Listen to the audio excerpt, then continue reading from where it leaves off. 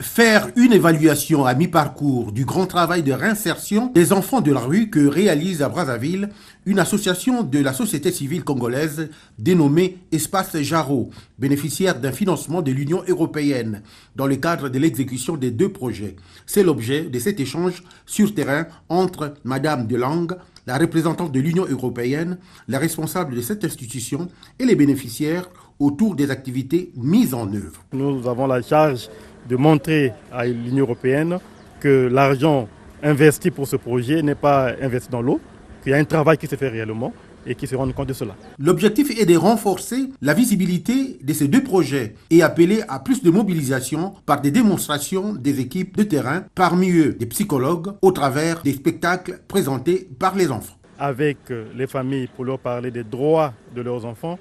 et avec les enfants pour leur parler de leurs devoirs envers les parents et envers la société civile. C'est voir comment réinsérer ces enfants dans leur famille et aider les familles dans l'éducation globale de leurs enfants. Deuxième projet sur l'éducation affective et relationnelle et sexuelle se passe en 2 phases. La première phase de 6 mois, nous allons travailler directement avec les enfants avec des thèmes bien précis, par exemple sur la puberté, sur le sida, sur le respect, sur la non-violence, et ces différents thèmes vont être développés par des éducateurs. Aux bénéficiaires à la fin des projets, l'espace Jarreau leur a prévu les kits de soutien qui vont être donnés aux parents pour les aider à prendre des engagements concrets, soit faire un petit commerce, faire un petit boulot, mais on va donner quelque chose en symbolique pour les aider dans ce sens-là.